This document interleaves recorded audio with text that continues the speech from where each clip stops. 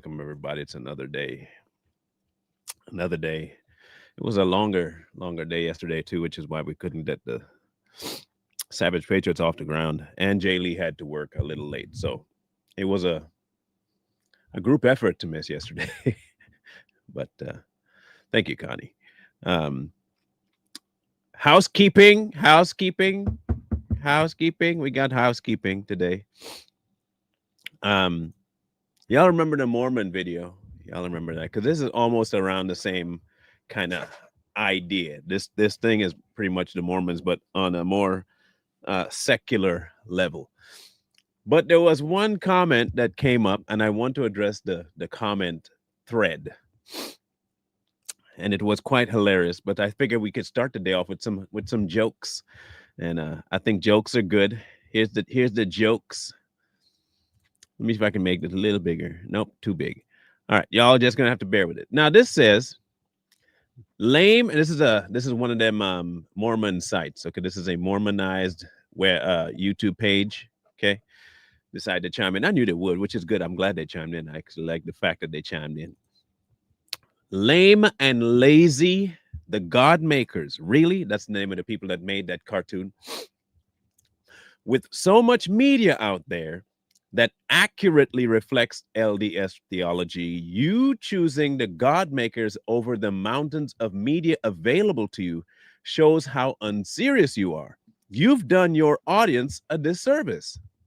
Now, what's the one thing you did not realize or see in that statement? Not one time did they tell me I was wrong. Okay? And so I said, let me bring this up here. Nah, fam, I read from your own heretical book, you sick perverts. And on their page, they directly say they don't argue. I thought you were not here to argue. That's what your page said. Your attitude and response shows how disinterested you are in honesty and truth. I would encourage you to take inventory of your discipleship with Christ, as this is not behavior that befits a true disciple. Again, no addressing at all of the content. Nobody wants to know about you. You serve a false god, dummy. As usual, you people attack the source, not the content of the source. You know full well you preach a different god, heretic.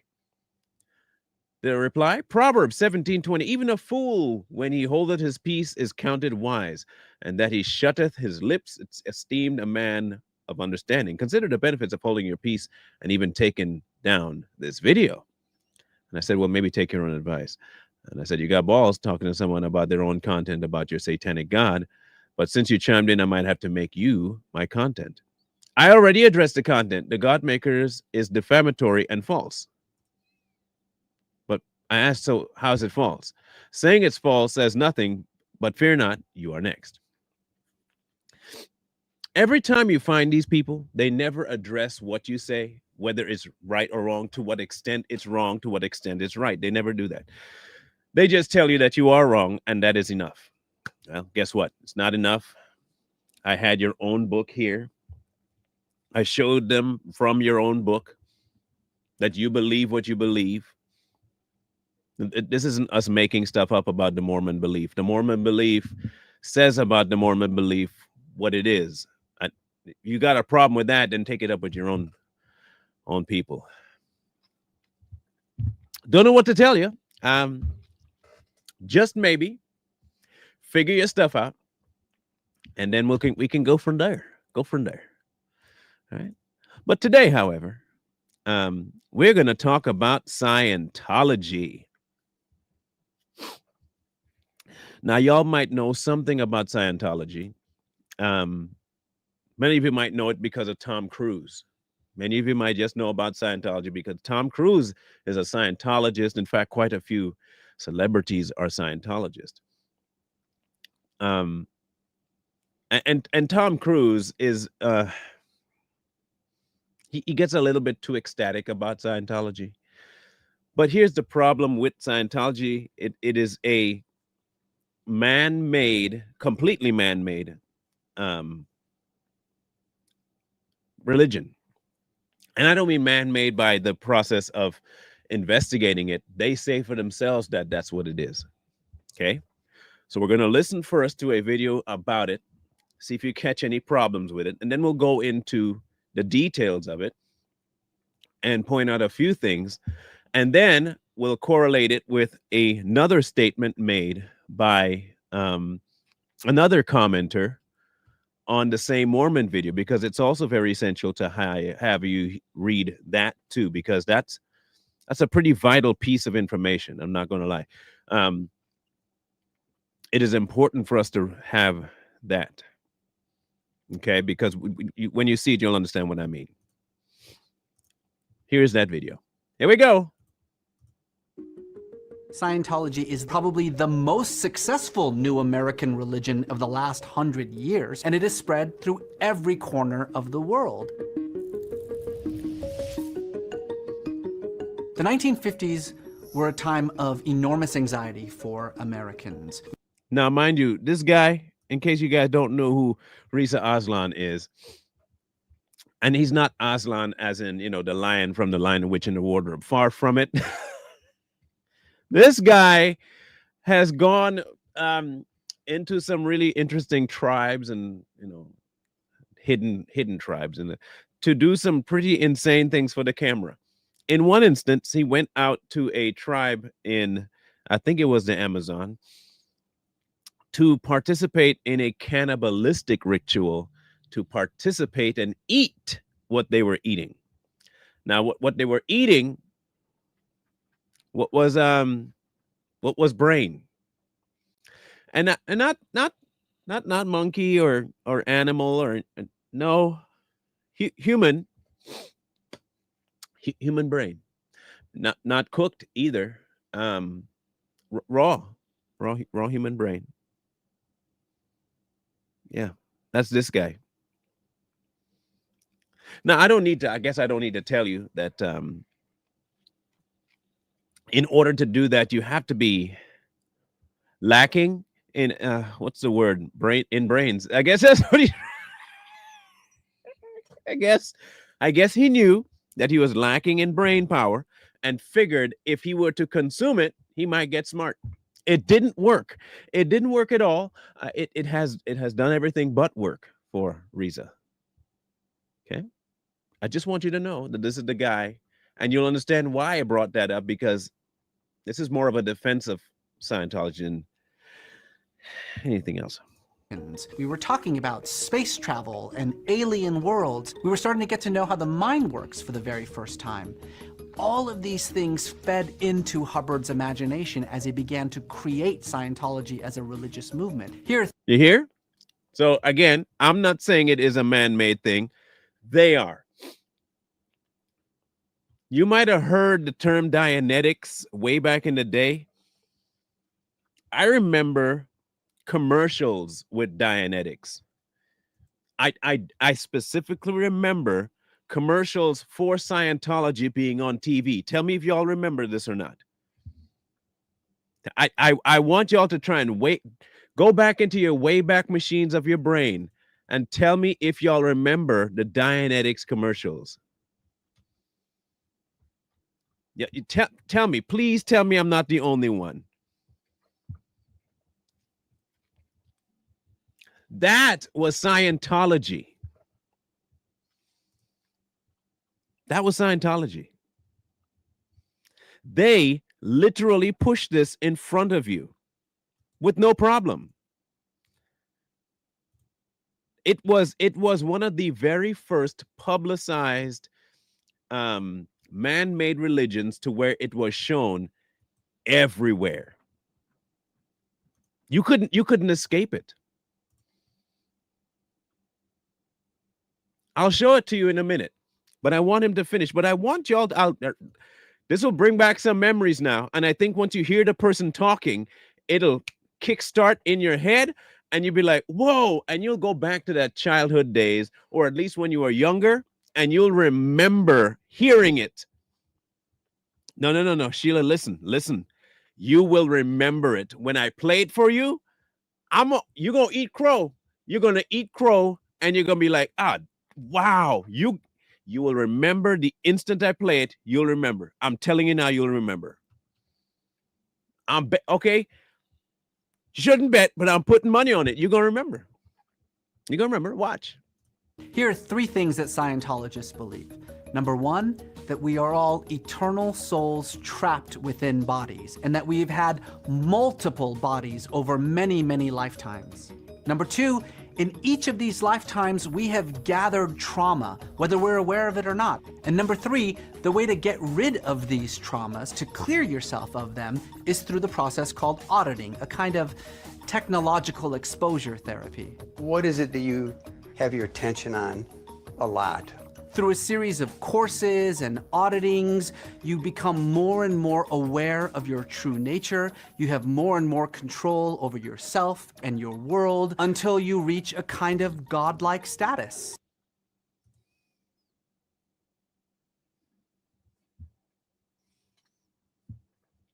Look, I'm not the one saying it. I'm not the one saying it. That they are. God-like status. That's the plan. Now, how you haven't done that over all these lifetime and generation, I don't know how you haven't accomplished it yet. But hear me out. They say that you have lived through multiple years of trauma and lifetimes of trauma, but this is the only lifetime you've ever experienced where you can get rid of it? Godlike status because you got the equipment now? Okay. People who are familiar with Scientology are mostly familiar with the scandal, the control that the leaders of Scientology have over the lives of many of its members. Scientology is at a crossroads in its history. If the church can learn to give up some of that control, in 100 years from now, it might be one of the great religions of the world.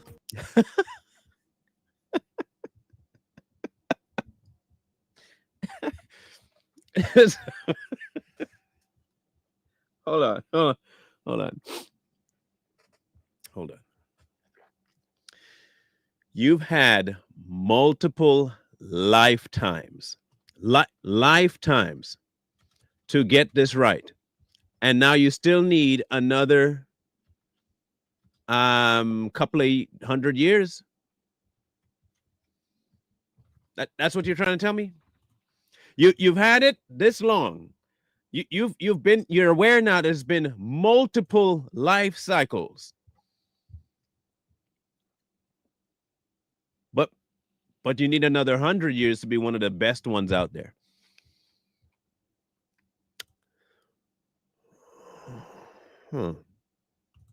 Okay. All right, cool. Sounds good. You need to have that done. Now, before we continue, I'm gonna have to show it to you so that you all remember these commercials. This is one of the things, this is one I remember specifically. All right, here we go. Sometimes life can be difficult and you feel like something's holding you back. When it appeared my football career was over, I was introduced to Dianetics. It restored my abilities and allowed me to finish with my 3 best years. To win in life, obviously, confidence and self-respect are necessary, but where do you find them? I recommend the book Dianetics. Read Dianetics by L. Ron Hubbard, available wherever paperbacks are sold. That line right there, read Dianetics. Read Dianetics. Always on the tag of all their commercials, read Dianetics by L. Ron Hubbard. Read Dianetics. That was their big push. Read Dianetics. I thought you weren't that old. Pick a struggle. Pick a struggle, Sheila. Pick a struggle. Read Dianetics. Make sure you read it. Don't go read Dianetics. I mean, okay, I have no problem with people reading Dianetics because you get to find out exactly how stupid they are. But cautious, please. Cautious, please. Very cautious. Now, Scientology has been through quite a bit of their own scandals, from human trafficking to murder cases to people being charged with kidnapping and coercion, money laundering, you name it, and it's been involved in Scientology. You name it, and Scientology has been at the helm of some sort of a scandal to do with people and coercion and control. It's been all over Hollywood. So when we look at their belief, okay, I'm going to read to you what it says. Scientology is a belief that describes itself as a study and handling of the spirit in relationship to itself, others, and all life. That's what it describes itself as. Scientologists also believe that people have an innate yet suppressed power and ability. These abilities can purportedly be restored if cleared of engrams. Now, I'm going to ask you a question, and you tell me if you've heard that word before. Engram. If you've heard that term before, please let me know if you've heard that term engram before. Now, I'll give you an example of what it's been used as, okay? Now, y'all might be kind of familiar with some things. And one of the things you might be familiar with, if you've ever been a part of church people, y'all ever had them do a kind of psychological testing to see what ministry you would be more fitted for? Have you ever had anyone do that? Anyone?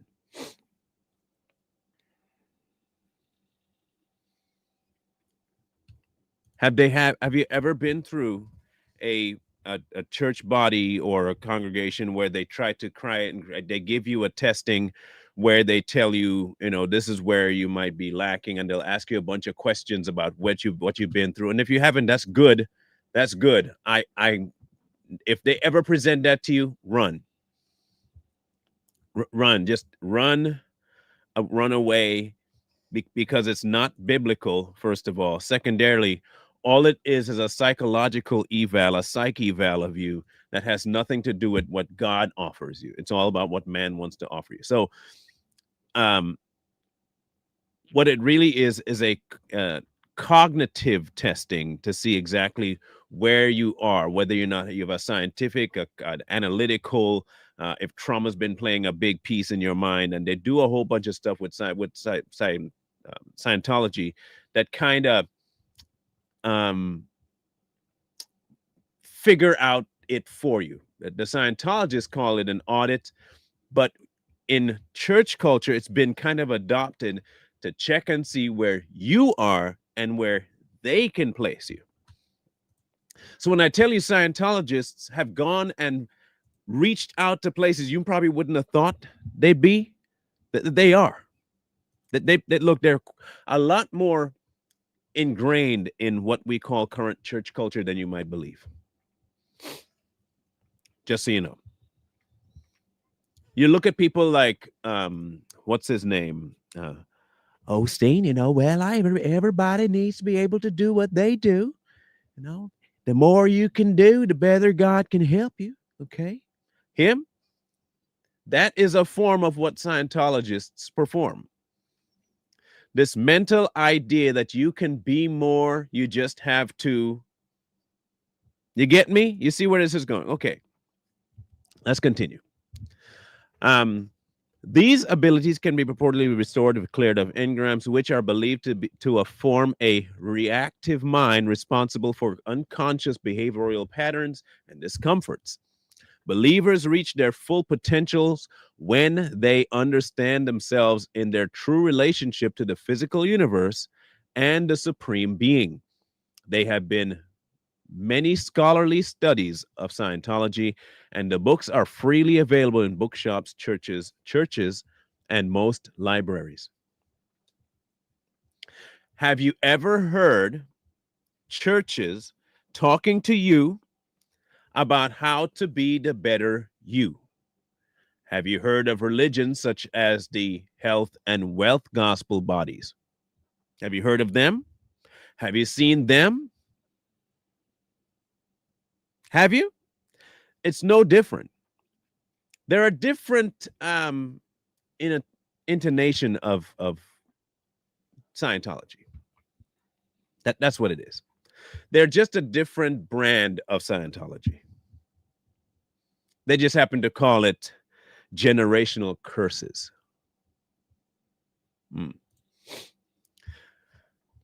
Questions like your family tree, what trauma you've been through, and as a child, they ask you if your family has it is the same thing. It is the same thing. Same thing. No different. No different. Church today has become a group of psychologists. They want to try and help you be better. Be a better you. Be a better version of you for everyone else. What God is really trying to do is make you better. Make you stronger, make you wiser, make you this, make you. It's no different than Scientology. And like I said, this commercial has been floating around since the early 80s. The man started this thing in the 50s. The 50s. When did this idea of health and wealth really kick off in the United States? Let's see how well you remember pastors preaching as though money was the be all and end all.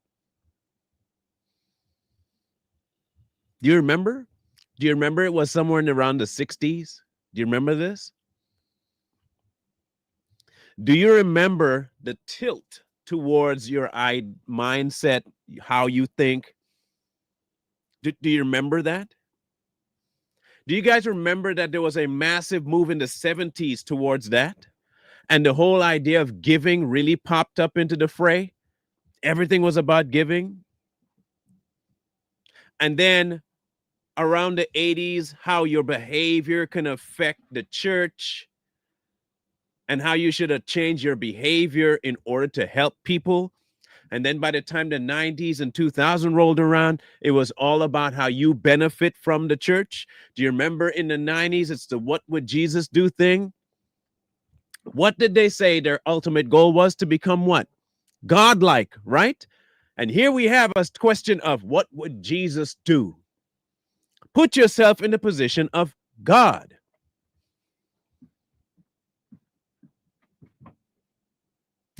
Do you really think Scientology is that far off from what we see as modern religion going on that called itself the church? It's not. It's not any different. Like at all not any different. The Church of Scientology believes that man is basically good, that he is seeking to survive and that his survival depends on himself and his attainment of brotherhood with the universe. What have you heard people like T.D. Jakes and Sarah Jakes talking about? The next what? Dimension. They all want you to achieve more. God has a plan to make you better.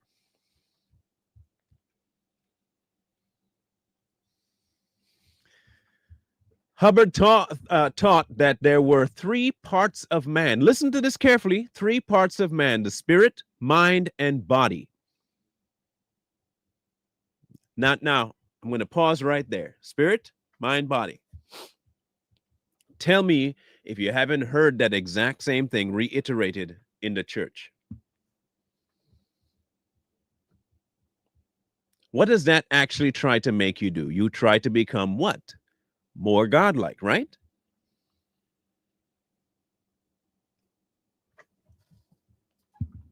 Look, I'm telling you, if you were to just look around, and we've covered enough of them here.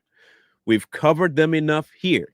From Catherine Crick to Copeland, they all, little G's, we are small gods, they all carry the exact same torch. They carried the same torch. Ain't no different. The first of these is a person's true inner self, a theta being, or thetan. While the thetan is akin to the idea of the soul or spirit found in other traditions, Hubbard avoided terms like soul and spirit because of their cultural baggage. Hubbard stated that the thetan is a person. You are you in a body. According to Hubbard, the thetan uses the mind as a means to control the body. Scientology teaches that the thetan usually resides within the human skull, but can also leave the body, either remaining in close contact with it or being separated altogether.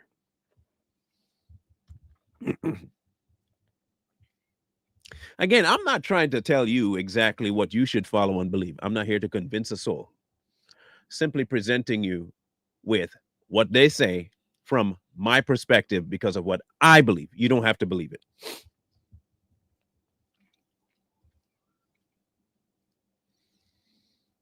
That's all. According to Scientology, a person's thetan has existed for trillions of years, having lived countless lifetimes long before entering a physical body it may now inhabit. So I'm going to ask the obvious question of people here. How do you live countless lifetimes if you are eternal? One. And what exactly do you consider a lifetime if the lifetime you own, which is eternal, doesn't end? Eternal means you don't end. If you don't end, you can't have a multiple lifetimes or countless lifetimes because the first one never came to a close. Especially if you said long before entering a physical body and you had multiple lifetimes before that, it's impossible. That makes no sense. I cannot have a lifetime or multiple lifetimes if the very first one cannot finish. Okay. Hubbard taught that thetans brought the material universe into being largely for their own pleasure. The universe has no independent reality, but derives its apparent reality from the fact that thetans agree to exist. Thetans fell from grace when they began to identify with their creation rather than their original state of spiritual purity. Eventually, they lost their memory of their true nature along with the associated spiritual and creative powers. As a result, thetans came to think of themselves as nothing but embodied beings. You are more than the sum of your mistakes. You've heard that one before?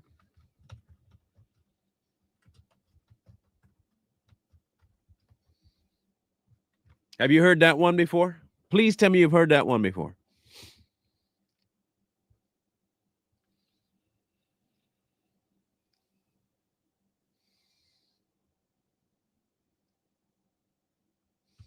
That has actually been touted in the Christian world. You are more than the sum of your mistakes. In fact, a group wrote a song about it.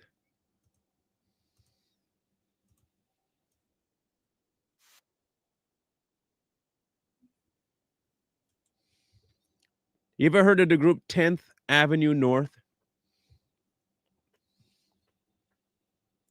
They're supposed to be a Christian group. They came out with the song More, You Are More. That's what it is. You are more. Let me read to you the lyrics real quick, okay? Let me read to you the lyrics. There's a girl in the corner with tear stains on her eyes from the places she's wandered and the shame she can't hide. She says, "How did I get here? I'm not who I once was. and I'm crippled by the fear that I've fallen too far to love. But don't you know who you are? What's been done for you? Yeah, don't you know who you are? You are more than the choices that you've made. You are more than the sum of your past mistakes. You are more than the problems you create. You've been remade. Well, she tries to believe it, and that she's been given a new life, but she can't shake the feeling, well, it's not true tonight. She knows all the answers and she rehearsed all the lines, and she'll try to do better, but then she's too weak to try. Goes back to the chorus, because this is not about what you've done, but what's been done for you. This is about not where you've been, but where your brokenness brings you to.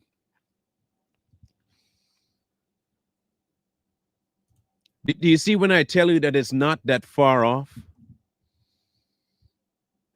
They try to make you the object of everything. It's no different than Scientology. Scientology came about this thing honestly. At least I can give Scientology this much credit. Listen carefully. I will give Scientology this credit. They don't try to put what they believe on God. At least they do that. They are the gods. They are completely separate from God himself. So I will give them the credit that they don't try to recreate God.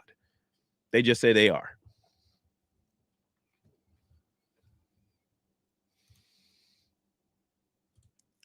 But this is exactly what I'm telling you that they do. You are more than the sum of your mistakes. Everything is about you. You are this, you are that. It's all you.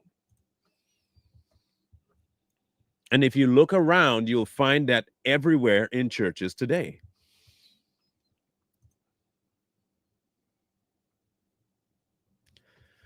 According to L. Ron Hubbard, 1952 book, A History of Man, published in 1952, there are two entities housed by the human body.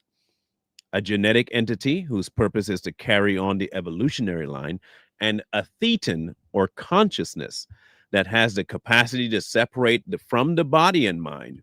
According to Hubbard, in man's long evolutionary development, the thetan has been trapped by the engrams formed at various stages of embodiment.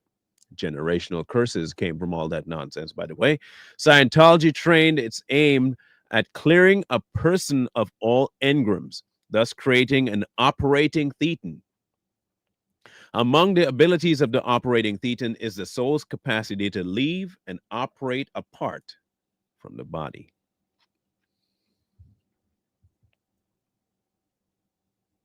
Immortality. Scientologist teaches the existence of reincarnation.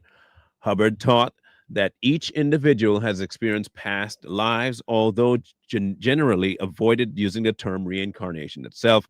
The movement claims that once a body dies, the thetan enters another body which is preparing to be born. What he really did was incorporated a whole bunch of religions into one and called it Scientology. But when you look around, he actually influenced Christianity way more than people thought. You combine him with all of the mental gymnasts that are out there, the psychologists, you name it, the philosophers. Christianity today, the way the world sees it, is not about Christ. It has for a long time, stopped being about Christ. What it is now is completely about how we can prove ourselves to be either worthy of the death of Christ, worthy of his love, and worthy to enter places. Joel Osteen says it. Every big time teacher that you find in the pulpit will tell you it's about you. They'll tell you it's about you. Even their most beloved and most Bible conscious people, like Mr. Jennings, They tell you that he is all about the book, right? But then will turn around and tell you that he will do more.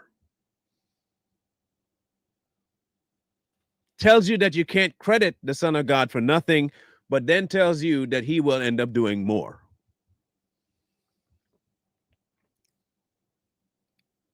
Come and listen to me because I, me, I. That is self-centered, not Christ-centric. That's man-centric.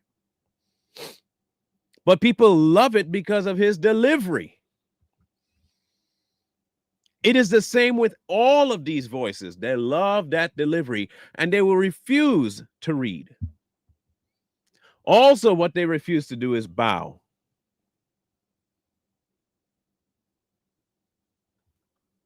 They refuse to bow.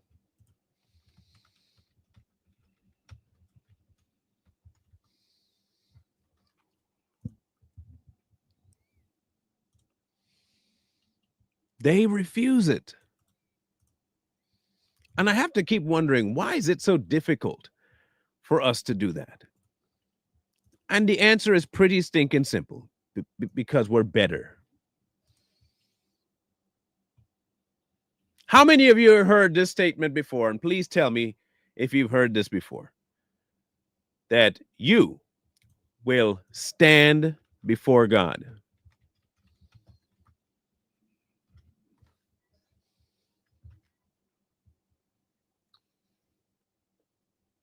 How many of you have heard that term before?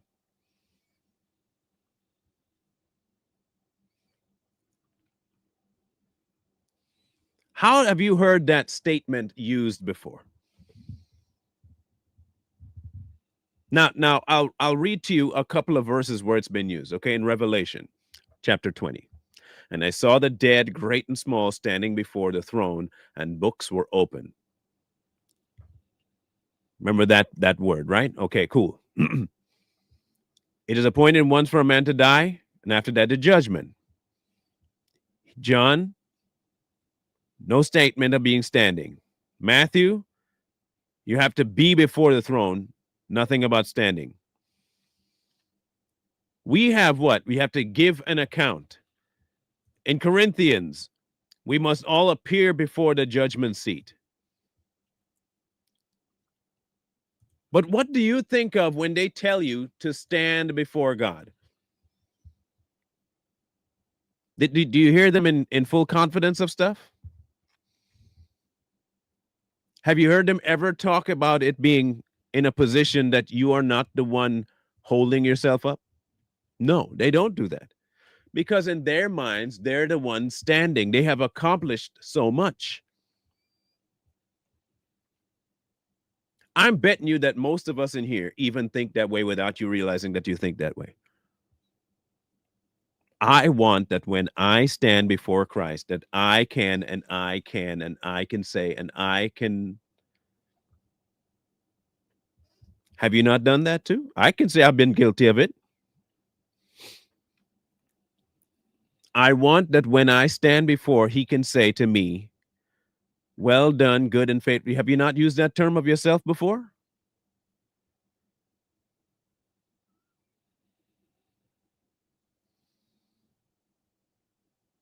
I think we can all say we've been guilty of that, right?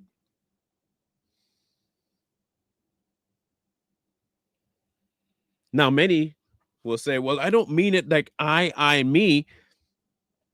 But you just said it. You said you want to be told, well done, good and faithful servant.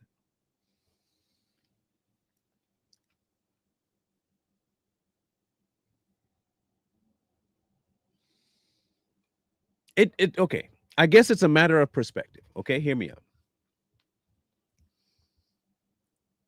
Will he tell those who have stayed faithful, well done and faithful servant? Yes. Let's ask the bigger question. How have you been able to stay faithful? Is it you? Is it you? Are you able to stay faithful? Are you able? Or is there someone keeping you faithful? If the life you live now is not yours, that's biblical, right? The life that I now live in the flesh, I live by faith in the Son of God. That's in the book, right? I am crucified with Christ, nevertheless I live, yet not I, but Christ. So who is really going to be told, well done? You or the life in you?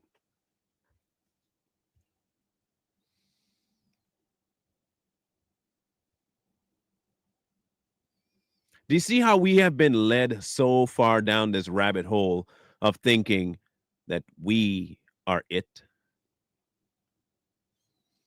Do you see how subtly it slips in? It falls in there so gently. Do you think Scientology is the only one that's got that market cornered? No. This whole concept of making us the main character has been infiltrating everything, which is why people go and they will deconstruct the Bible. Why? Because it doesn't fit them. People will say, I can't believe in God because they really want to be the main character. The reason why God will be so sorely hated and people will not follow and stay is because they generally want to be number one.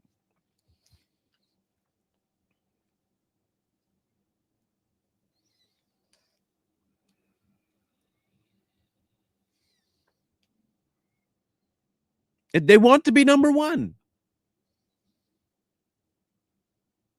The only reason that God can look at you and you can stand before the throne is not because of you. It's because of his son. And he's seeing his son, not me. I'm dead. So when he says, well done, good and faithful servant, he's talking to his son.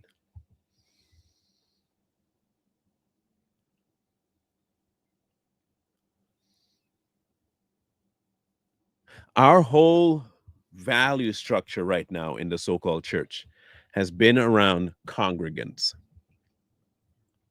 From the preacher thinking that he's this and that and the other, to the people in the clergy, to the people in the parking lot, all this, it's always us.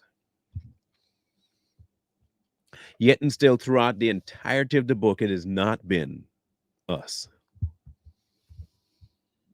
We are called to do one thing: die to self. That's it. But unfortunately, when we look at things like Scientology, the lure is great. What's the lure of Scientology? Forget what you might hear about the thetans and the supernaturals, and forget that. What is the biggest lure, and why has it had its claws in everything? Why? Because the lure of Scientology tells you that, yes, you have an immense value, to the point where that value is so hidden from you that once you realize it, you become God. Now, what do people want most? Control over their circumstances.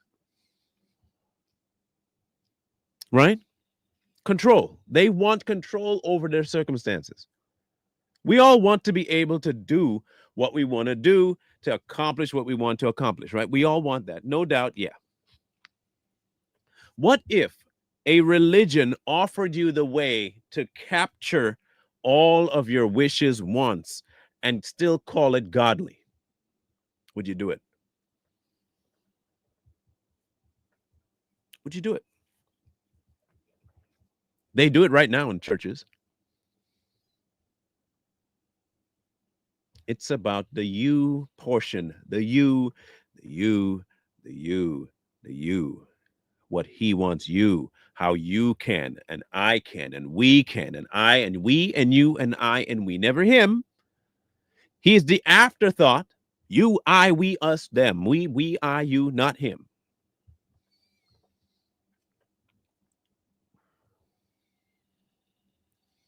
Scientology, I do believe, will become a very big religion. I have no doubt about that. I agree with that. Because more and more people want it to be about them. Nothing else. Them. They love them some them. And if you can find a religion that tells you you are definitely worth it.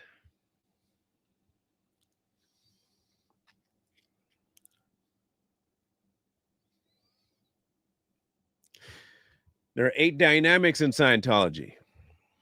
Scientology emphasizes the importance of survival, subdividing into 8 classifications called the 8 dynamics. The first dynamic is the urge toward survival of self. The second, the urge toward survival through procreation. The third is the dynamic of urge toward survival in groups, schools, teams, relationships, all that stuff. The fourth dynamic is the urge to survive through all mankind. The fifth is an urge towards survival through life forms, protecting the planet and all that stuff, you know. The sixth dynamic is the physical universe. The seventh is the survival through spirit and spirits. And the eighth is the urge towards survival through the supreme being or infinity. Now, tell me you've not heard those spoken about in the church. That when people read a verse, they interpret it or reinterpret it along those lines.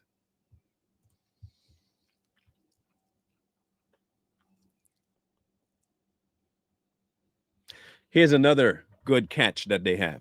The Church of Scientology states that it has no set dogma on God and allows individuals to come to their own understanding of God. You create your God. They call it the God dynamic.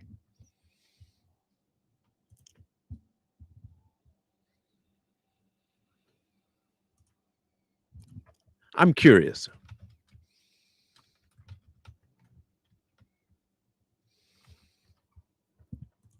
I'm going to type something in here.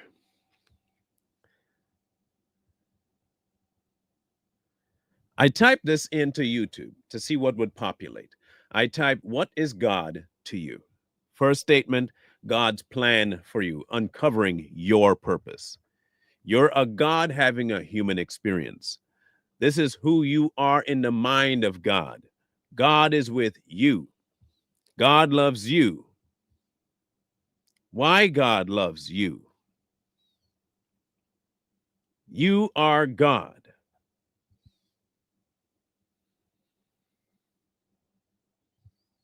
You get that God is preparing you.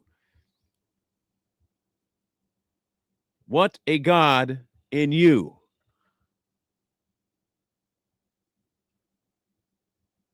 This has been ongoing for forever. This is not new. It's not new. If you listen to any current pastor, preacher of these the big kinds, tell me if you don't hear the same statements over and over.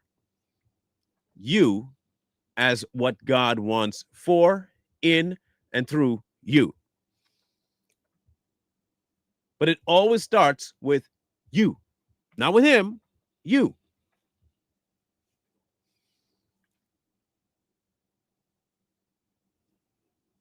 So what does that mindset mess up with eventually? It says that you eventually become God yourself. That's what happens.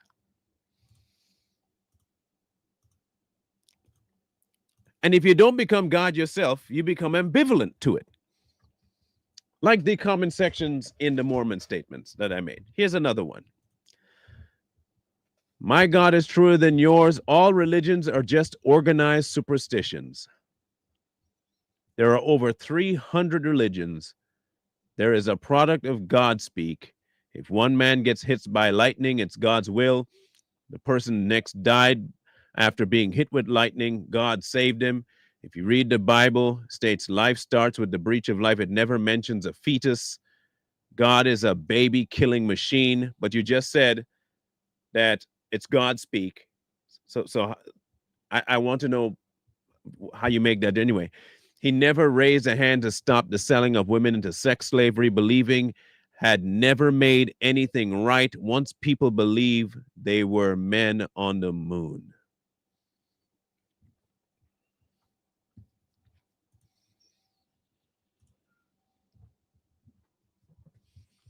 Do you see the contradiction? Did you see it? All religions are just organized superstitions. So it can't be that God is a baby killing machine. That's man is a baby killing machine. But when it's convenient for them, they'll capitalize the God. They know there is a difference. They know there is a difference. They know it. They so know there's a difference. The Bible states life starts with the breach of life. It never mentions a fetus. The excuse. Because of what? Self. Then you capitalize God is a baby killing machine, capitalizes he never raised a hand to stop the selling of women into sex slavery. But just earlier in your statement, you said there is a product of God speak. And all religions are organized superstitions. There are over 3.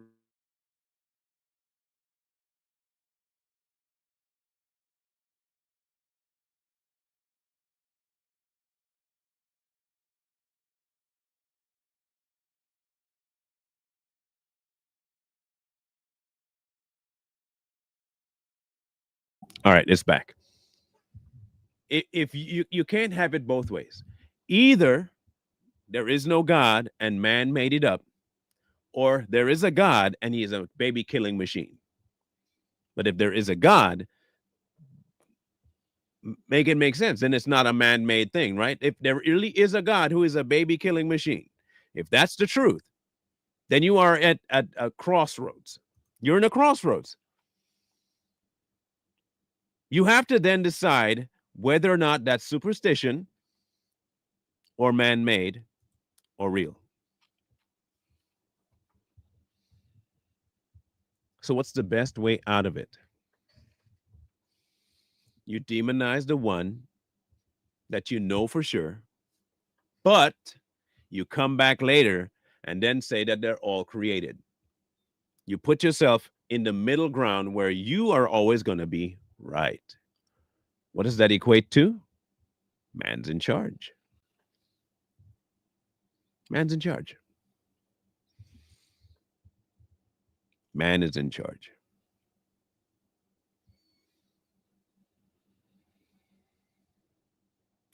There is a factor at work here, and that is exactly what the word told you would be, which is what?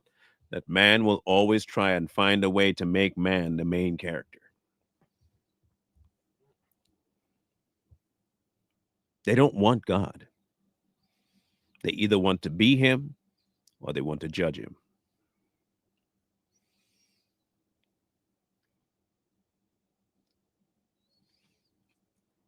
But if he really is that all powerful to the point where he's a baby killer and he's set all these things in motion to where people are just absolutely wiping out nations, who do you think you are compared to him? Let's just ask the elephant in the room question. If you genuinely believe that God is the most violent, vitriolic human thing out there, where he can just at will take out nations, how do you stack up? How you think you're going to stand up to that? You think because you just die proudly, somehow you're okay? Okay, good. So you went out screaming on the top of your game. Good for you. If he really is that powerful, you're still going to end up where he put you anyway. You have no power here. None. There is no judgment you can pass on him.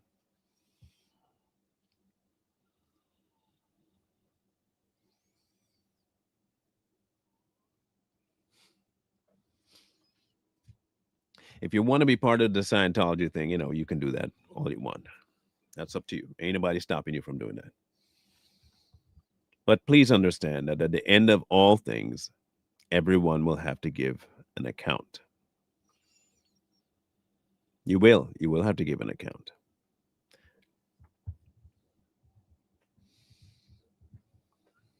The flesh will do what the flesh does. But I'm not judged by my flesh anymore. I'm not. See, those who are in Christ, the flesh will be judged. 100% will be judged. But the salvation of the created soul will not be placed on you. It'll be placed on Christ. And when held up to the standard of judgment required, he will pass. I'm not worried about my flesh. My flesh will fail, and it's supposed to, and it will be charred, burned beyond recognition, destroyed. It will be destroyed, and I'm happy for that. My spirit, however, is hid in a whole different place that when seen by God will be seen as worthy because it is no longer mine. It's his. That's the beauty of true following of God. I don't care about what people think. I don't have to prove anything to anybody. I don't have to convince anybody of everything. I don't.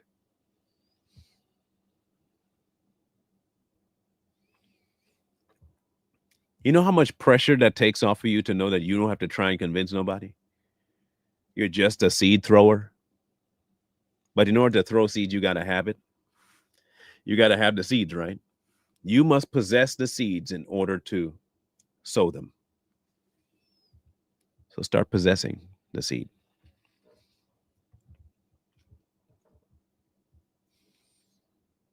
However, you think you're God and you have thetans to deal with, I guess that's one thing. Do you, boo-boo. Tomorrow we'll be talking about prayer. Okay. We'll be talking about prayer and what all that entails. Technically, we'll be talking more so about the basis for prayer. What is the reason for prayer? Why pray? What's the purpose of it? What's the use of it?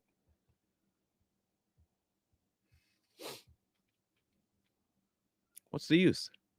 Why do it? To what ends? So we'll discuss that tomorrow. We will discuss all that tomorrow.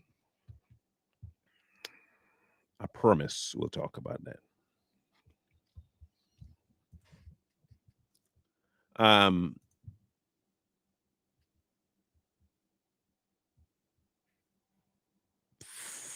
I thought I had laid out the rest of my week, but I cannot remember what the other days were. I'll go back and listen to the end of what I said.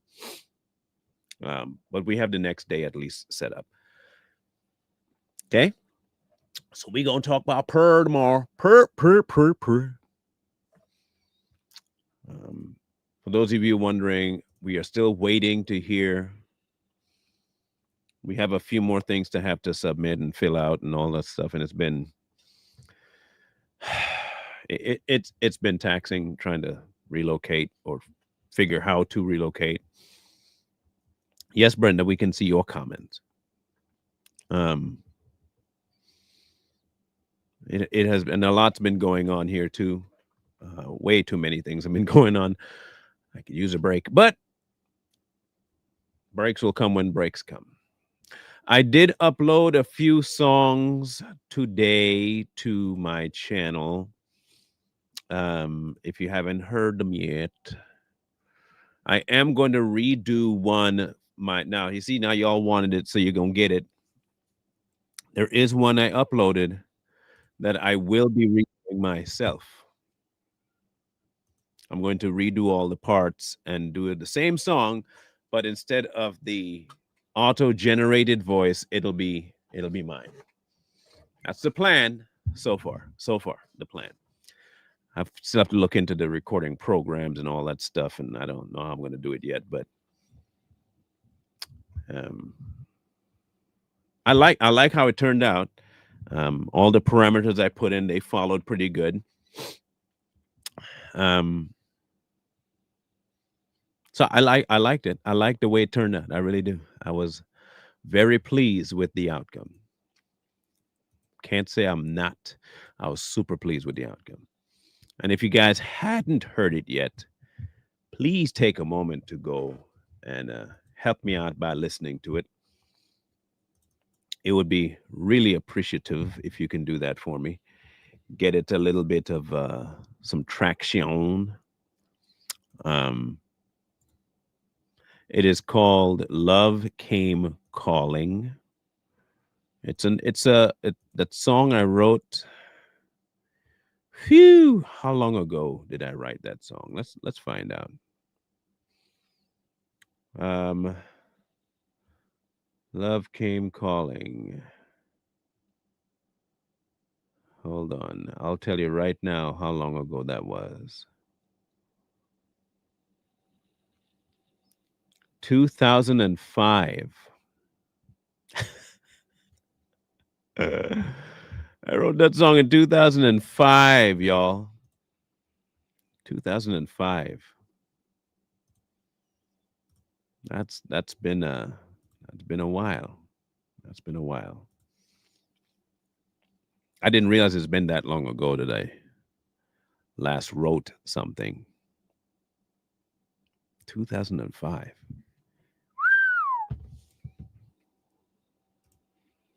Really? That long? That's crazy work.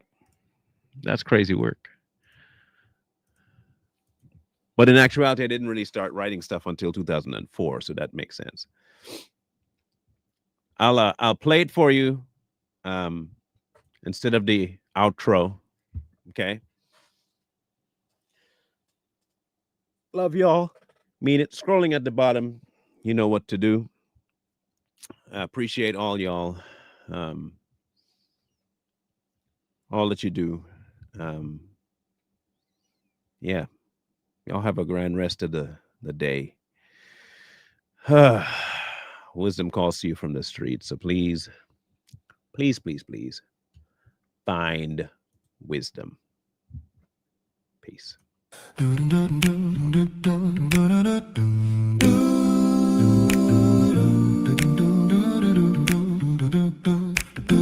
Lamb of God, Holy One, and through one, all was done.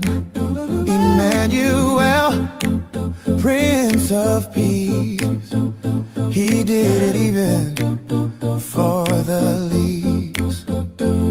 Rose of Sharon, Lord of love, Holy Christ sent from above, Spirit giver, soul lover, our hearts sent to deliver. Love came calling out to me, show me your face, my dove. Love came calling out to me, catch the foxes that ruin our love. Seeker of souls, creator of life, the one in whom is the end of strife. Pillar of gold, pillar of cloud, pillar of fire, awaken in me your heart's desire.